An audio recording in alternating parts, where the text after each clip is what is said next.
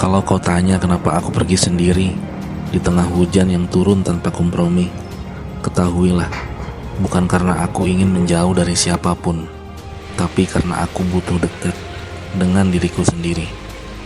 Kadang, hidup terlalu riuh untuk bisa mendengar hati, terlalu cepat untuk sekedar bernapas perlahan.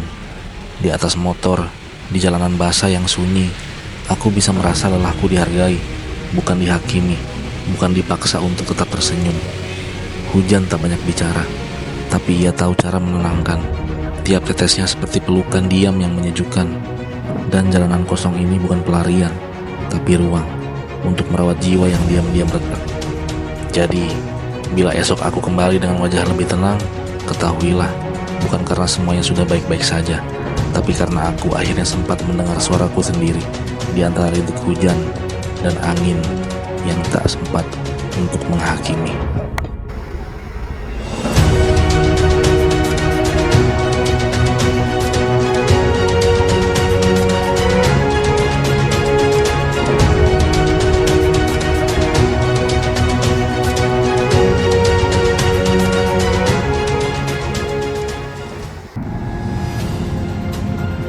Kita sarapan dulu guys. Lontong Ini lagi. kari up. Perjalanan saya kali ini kembali menelusuri jalur selatan, karena jalur ini memang sangat menarik dan selalu menggoda untuk ditelusuri. Bersama kawan saya, seorang kawan yang memang kami berdua adalah satu tim dalam pekerjaan, yang mana tiap hari saya selalu berdua dengan dia menyelesaikan pekerjaan kami. Apa nggak bosan setelah 5 hari bersama dalam pekerjaan, tapi ketika libur kerja masih saja bertemu dan melakukan ekspedisi bersama? Wildan namanya. Hari ini kami berencana satmori dari sorean Penaringgul. Niatnya mau ngopi dan jadi artis dadakan di daerah Ciwidey.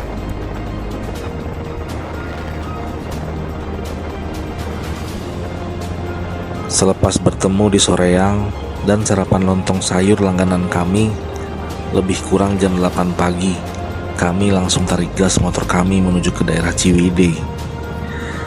Musabab hari ini hari Sabtu, jadi jalanan hari ini dipenuhi oleh orang-orang yang sama tujuannya seperti kami, satmori.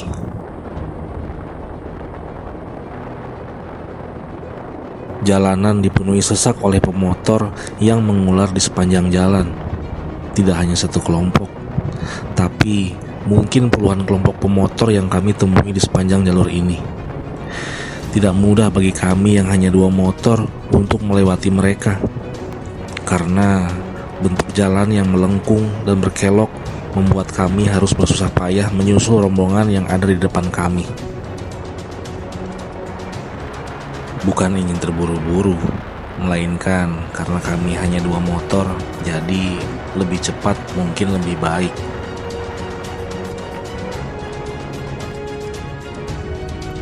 Ketika melewati sebuah tikungan, seketika saya takjub. Bukan karena ada sesuatu di jalanan, tetapi karena tiba-tiba pemandangannya terbuka lebar. Di depan sana, hamparan kebun teh menyambut seperti lukisan hidup. Hijau, seluas mata memandang. Barisan pohon teh yang sangat rapih, seolah disisir satu persatu oleh tangan alam. Kelak, tujuan kami kali ini tidak kalah indah dengan hamparan kebun teh yang kami lewati. Tapi yang saya khawatirkan, tempat ngopi tujuan kami akan penuh oleh pengunjung yang lain. Musabab ini adalah hari libur, dan tempat ini adalah salah satu spot yang paling cantik untuk mengabadikan momen indah dan dijadikan story di akun media sosial. Masa iya nggak ada spot lain selain warung panorama ini?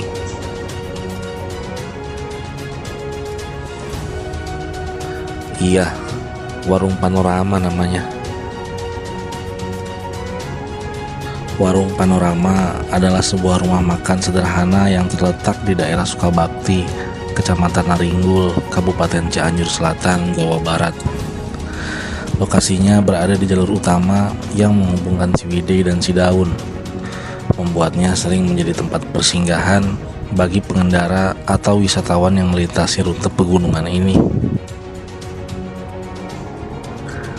Dan benar saja, jajaran motor yang terparkir sudah memenuhi area parkiran warung Panorama. Penuh. Tapi apa boleh buat? Musabab memang tujuan kami kesini untuk ngopi dan beristirahat. Akhirnya kami pun singgah sebentar. Ciri khas dari warung ini adalah letaknya yang berada di ketinggian dengan pemandangan terbuka ke arah perbukitan dan persawahan. Dari area makan, kita bisa melihat setidaknya 7 air terjun kecil yang tersebar di kejauhan. Landscape ini menciptakan suasana sejuk dan tenang, sangat kontras dengan hiruk-pikuk kota. Selain sebagai tempat makan, warung Panorama Alam juga menjadi titik istirahat untuk menikmati alam sekitar Naringgul. Kawasan ini dikenal dengan sebutan Seribu Curug karena banyaknya air terjun alami di sepanjang jalan dari pegunungan ini. Salah satu yang terkenal adalah Curug Ceret, air terjun yang bisa dilihat langsung dari pinggir jalan.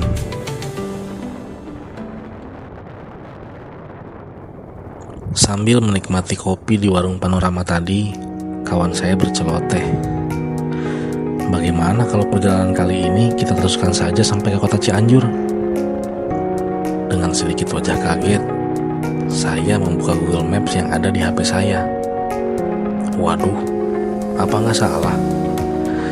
Jarak dari warung Panorama ke kota Cianjur via Cidaun dan Sinangbarang lalu sampai ke Bandung lagi sekitar 250 km atau menempuh waktu 7 jam perjalanan.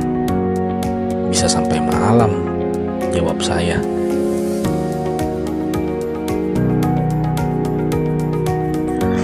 Tapi karena saya berpikir saya juga belum pernah melalui jalur itu, akhirnya saya pun mengiyakan ajakan kawan saya.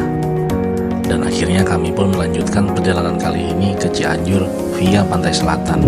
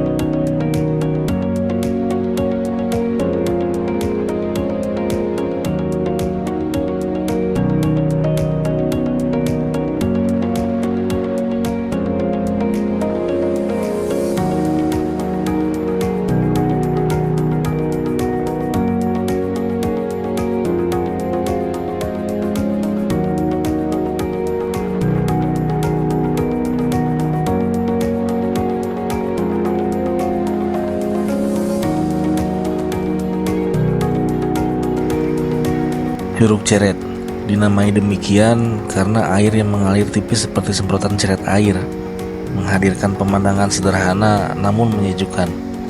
Airnya jernih, turun dari tebing batu yang dikelilingi semak hijau, dan mengalir pelan ke kolam kecil di bawahnya. Curug Ceret bukanlah destinasi wisata massal. Ia adalah tempat pelarian kecil yang intim, pribadi, dan menyentuh sisi batin yang mungkin sudah lama kita abaikan. Di sini kita belajar bahwa keindahan tak selalu datang dalam kemegahan. Kadang justru yang sederhana dan tenanglah yang paling membekas di hati. Setelah melewati Curug Ceret dan berhenti sebentar untuk sekedar merasakan ademnya suasana, kami pun melanjutkan perjalanan kembali karena perjalanan kami masih jauh. Mari kita lanjutkan. Let's go.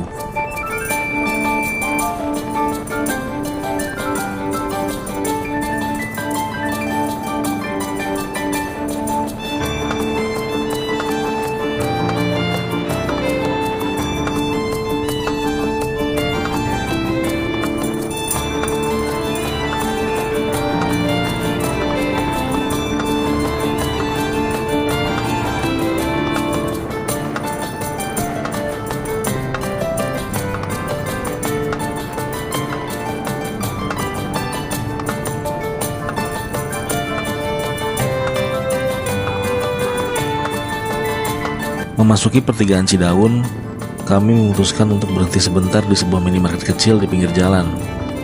Bukan karena lelah yang berat, tapi lebih untuk sekedar mengendurkan otot, meluruskan punggung, dan memberi jeda dari perjalanan yang terus bergerak.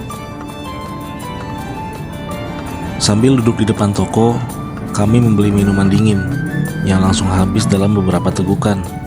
Udara cukup panas waktu itu, jadi minuman apapun rasanya menyegarkan.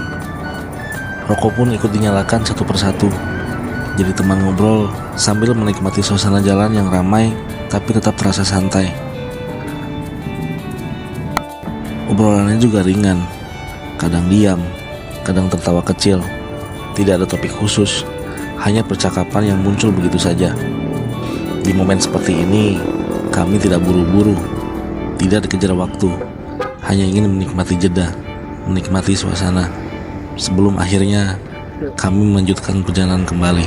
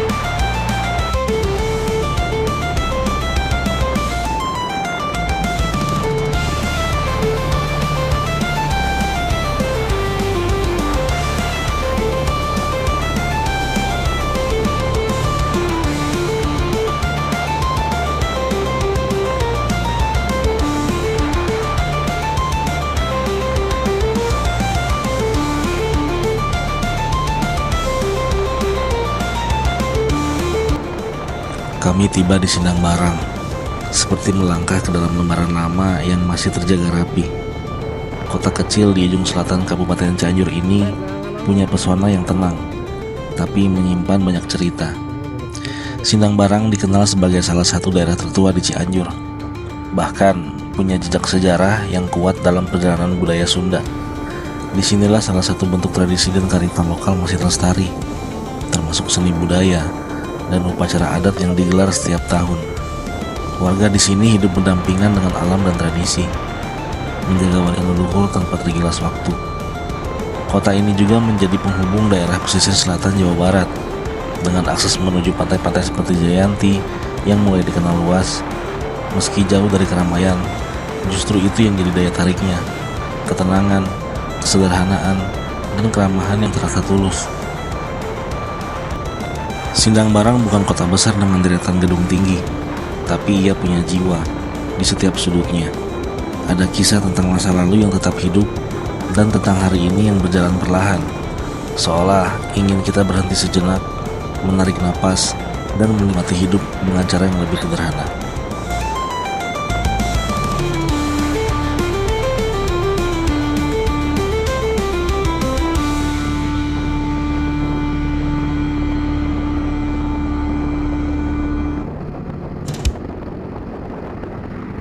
Setelah melewati jalur Sindang Barang, perjalanan terasa berubah. Jalanan seperti berpindah dunia, lebih lebar, lebih rapih, dan yang paling terasa lebih tenang sangat kontras ketika melewati jalur Ciwidey Cidaun. Tak ada rombongan yang saling salib, tak ada klakson yang memaksa. Hanya motor kami, suara angin, dan derak halus ban yang bersentuhan dengan aspal mulus yang panjangnya seperti tak berujung.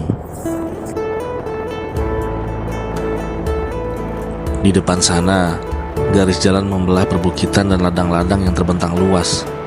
Sesekali terlihat kebun singkong, pohon jati yang tumbuh berjejer, atau sawah yang menguning setengah matang. Pemandangan seperti ini membawa ingatan ke masa kecil. Matahari sudah tak lagi berdiri tegak di atas kepala. Ia mulai condong ke barat, menciptakan bayangan panjang dari pepohonan di pinggir jalan. Terik terasa menembus jaket, membuat punggung mulai basah oleh keringat. Angin yang semula sejuk, kini mulai membawa hawa panas. Bahkan dalam kecepatan sedang, angin pun tak bisa menyamarkan bahwa hari sudah menjelang sore.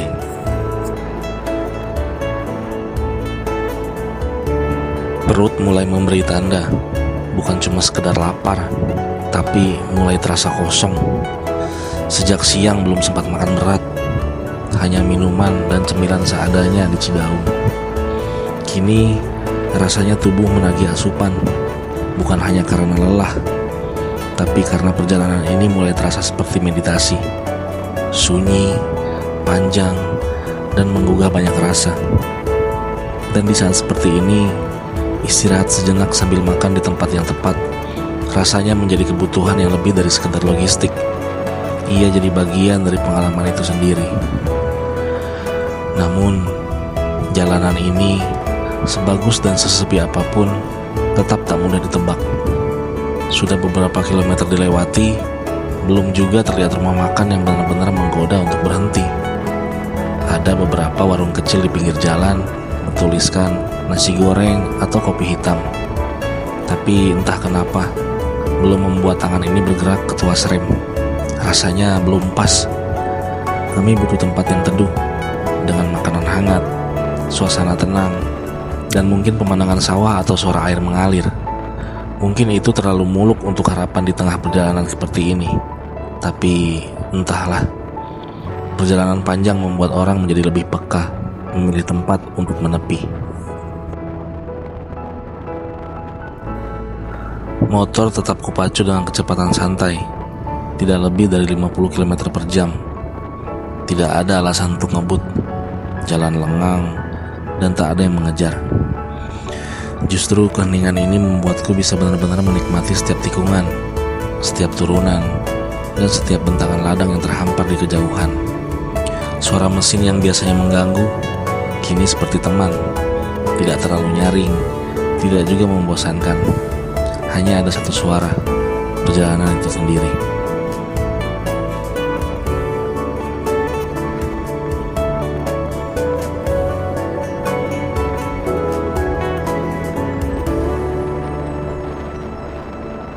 Sesekali kupandangi langit, masih biru, tapi awan-awan kecil mulai bermunculan. Mungkin sore akan membawa sedikit mendung, atau malah hujan. Tapi untuk saat ini, langit masih cukup ramah. Sinar matahari menyilaukan visor helm, tapi tak mengganggu pandangan. Yang mengganggu justru rasa lapar yang semakin kuat. Kami mulai lebih serius mencari tempat makan. Setiap papan nama dilihat dengan seksama. Apakah itu rumah makan atau hanya toko kelontong? Tapi tetap belum ada yang menarik. Entah karena terlalu terbuka, entah karena terlalu sepi, atau memang karena insting ini masih belum merasa cocok. Tiba-tiba dari arah kejauhan terlihat papan kayu sederhana di sisi kanan jalan. Tulisan tangan di atasnya sedikit buram. Rumah makan Kak Jojo. Mungkin disitulah tempat yang sedari tadi aku cari. Bukan hanya untuk makan, tapi untuk benar-benar berhenti menikmati siang, menenangkan tubuh, dan memberi ruang pada perjalanan ini untuk bernafas. Mari kita makan.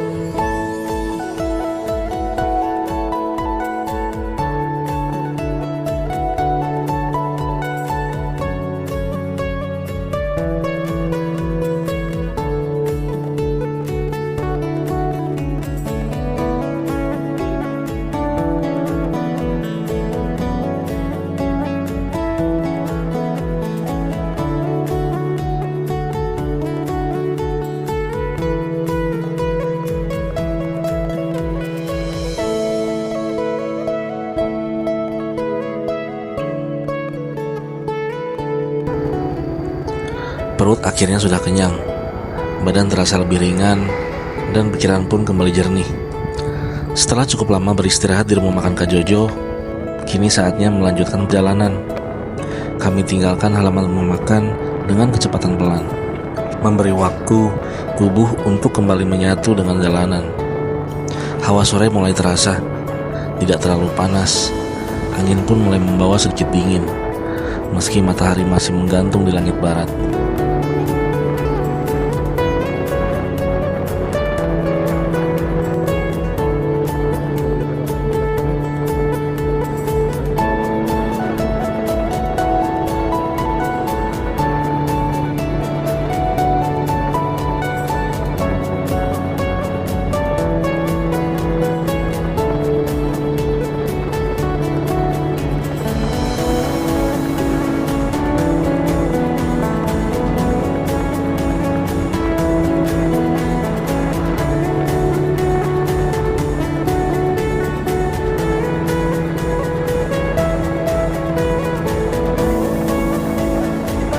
Jalanan beberapa kilometer pertama setelah keluar dari rumah makan masih terasa nyaman. Aspal halus, jalur cukup lebar, dan suasana sekitar masih tenang. Pepohonan berbaris rapi di sisi kiri kanan, dan sesekali ada rumah-rumah panggung dengan halaman luas dan suara ayam. Peliharaan berkeliaran bebas, tapi tak lama kemudian situasi mulai berubah perlahan. Bukan perubahan besar, bukan jalanan ekstrim atau batu tajam. Hanya saja permukaan aspal tak lagi mulus. Mulai muncul tambalan-tambalan tipis, bercak hitam yang memanjang atau melebar seperti bekas luka lama yang belum sempat dirapikan sepenuhnya. Di beberapa titik, tambalan terlihat menonjol atau justru sedikit cekuk, membuat roda motor sedikit bergoyang tiap kali dilintasinya. Dan lebih jauh lagi, lubang-lubang kecil mulai terlihat, tidak dalam, tapi cukup mengganggu.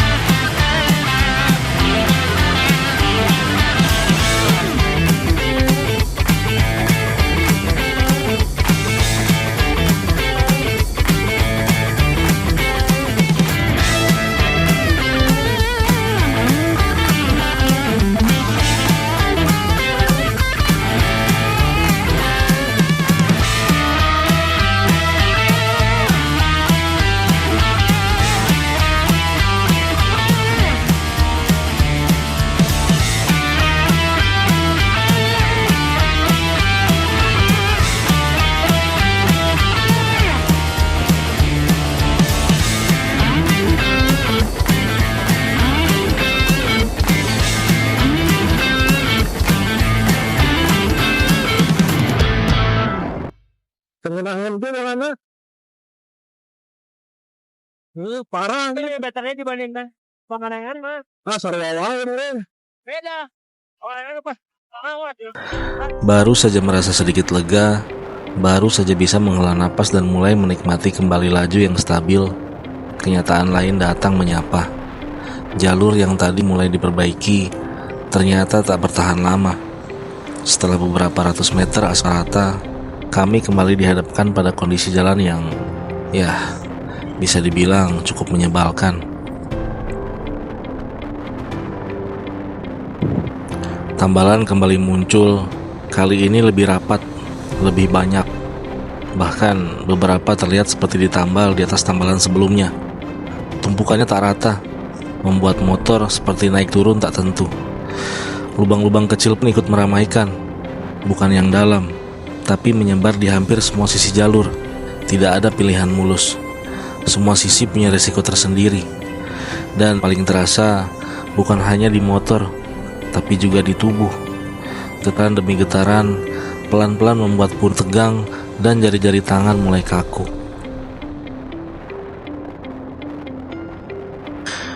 Aku tarik napas panjang di balik helm. Tak ada pilihan lain selain melanjutkan. Mundur bukan solusi, dan berhenti pun bukan keputusan yang tepat. Karena langit mulai berubah. Dari arah barat, mendung mulai menggantung perlahan. Warna langit tak lagi biru cerah. Sekarang mulai memudar keabu-abuan, seperti cat air yang melumer. Angin pun berubah, tidak kencang, tapi mulai membawa hawa basah. Bau tanah dan rumput yang tertiup angin memberikan isyarat bahwa hujan bisa turun kapan saja.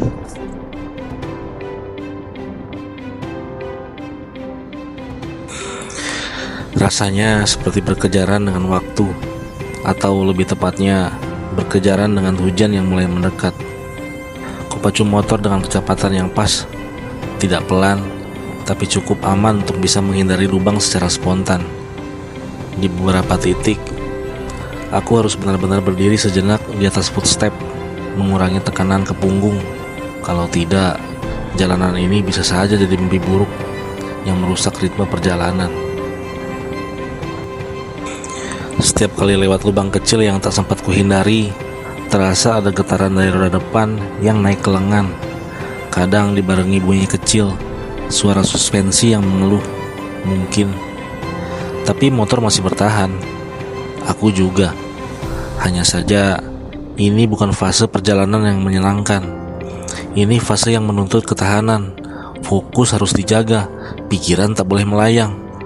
Bahkan, untuk menikmati pemandangan sekitar, aku harus memilih waktu yang tepat. 1 detik kehilangan konsentrasi bisa berarti roda terperosok ke dalam tikungan atau menginjak sisi jalan yang terlalu miring.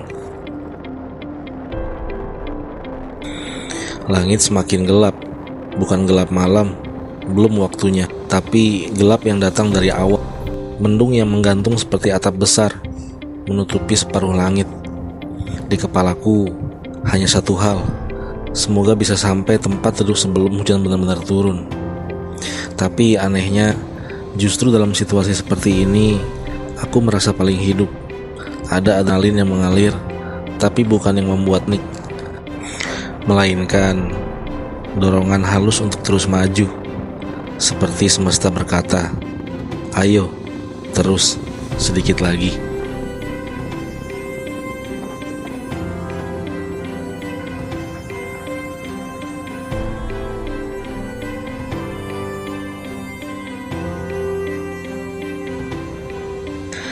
Dan aku melaju di antara tambalan dan lubang kecil. Di tengah mendung dan angin yang makin berat, aku tetap bergerak. Tidak cepat, tapi juga tidak ragu. Jalanan makin sepi. Sudah jarang ada kendaraan dari arah berlawanan. Mungkin sebagian besar orang memilih untuk berhenti atau belum memulai perjalanan. Tapi aku ada di sini, melanjutkan jalur yang terasa panjang karena kondisi, karena cuaca, dan karena pikiran yang mulai penuh pertimbangan. Dan seperti biasanya, aku masih di sini, di atas motor, melaju dalam diam, membawa cerita kecil yang tak semua orang tahu, tentang tambalan, tentang lubang kecil, tentang langit mendung yang memberi tantangan baru, tapi juga tentang keteguhan hati yang tak gampang menyerah, karena tujuan belum tercapai, dan petualangan belum selesai. Namun ternyata, langit punya rencana sendiri. Tepat ketika aku melihat plang jalan bertuliskan "Selamat datang di Kecamatan Cibeber", seolah jadi pertanda bahwa babak baru dimulai. Dan benar saja, hujan pun jatuh. Tidak gerimis lagi, tapi hujan sungguhan. Tiba-tiba angin membawa bulir-bulir besar air yang jatuh keras di permukaan jalan. Suaranya terdengar jelas di helm, seperti rintik peluru kecil yang menghantam pelindung kepala. Kaca helm mulai buram, basah oleh cipratan. Pandangan sedikit tertutup, membuatku harus mengurangi kecepatan. Tak sempat mencari-cari tempat berteduh terlalu lama, kuarahkan motor ke sisi kiri jalan. Tepat saat terlihat Warmindo, warung makan modern khas anak kos, berdinding setembok dan separuh lagi dari kaca. Warmindo ini cukup terang, dengan cat dinding biru muda yang masih bersih. Di depannya berjajar motor-motor lain, tanda bahwa bukan aku saja yang memutuskan berhenti di sana. Beberapa orang terlihat duduk di dalam, sebagian masih memegang helm basah, sebagian lagi memakan makanan sambil menunggu hujan. Hujan terus turun. Sudah lebih dari 1 jam sejak kami duduk di Warmindo tadi, tapi rintiknya tak kunjung reda. Tak ada pilihan lain, kota Cianjur sudah tidak terlalu jauh. Dan semakin lama menunggu, semakin dingin. Semakin malam pula waktu tiba. Dengan perlengkapan seadanya, jas hujan sudah dikenakan kembali. Helm yang belum benar-benar kering pun dipakai lagi. Dan motor kembali dihidupkan di tengah guyuran air yang terus jatuh dari langit. Di tengah hujan yang deras, ada satu hal yang tak bisa kulakukan. Kamera tak bisa dinyalakan. Air hujan terlalu lebat dan tak lindung cukup untuk menjaga kamera daya rusak. Dan akhirnya, pukul 7 malam, kami masuk ke gerbang kota Cianjur. Tak ada sambutan apa, tak ada tulisan besar yang menyala atau megah yang menyebutkan nama kota. Hanya lampu-lampu jalan yang mulai padat, kendaraan yang kembali ramai, dan deretan toko serta rumah makan yang membuka tirainya untuk malam hari. Kami tiba basah, tapi juga lega. Tak ada rasa euforia berlebihan, hanya rasa cukup, rasa tenang. Karena meskipun perjalanan ini penuh cerita, hujan, dan jeda yang tak terduga, tapi akhirnya kami sampai juga. Dan pada akhirnya, setelah jalan panjang yang berliku, setelah tambalan dan lubang kecil yang sabar, setelah hujan yang mengguyur tanpa jalan reda, kami sampai. Ekspedisi ini bukan tentang seberapa jauh kami melaju, tapi tentang sunyi yang kami bawa sejak awal, yang kemudian kami biarkan larut bersama debu jalanan, pegunungan, dan rintik hujan yang menemani. Tak ada kemewahan dalam perjalanan ini, hanya motor yang kami percaya, langit yang ramah, kadang gelisah, dengan perasaan yang tumbuh pelan-pelan, bahwa setiap kilometer punya caranya sendiri untuk mengajarkan sesuatu. Kini, semua telah kami lewati, jejak yang mungkin akan hilang di atas aspal, tapi tidak diingatan. Nah, perjalanan ini bukan untuk ditunjukkan, tapi untuk disimpan sebagai kecil dari diri yang terus berjalan. Ekspedisi sunyi, jelajah Cianjur Selatan, bukan sekedar rute yang kami lalui, tapi perjalanan pulang yang diam-diam mengubah cara kami melihat dunia. Dan untuk itu, kami bersyukur.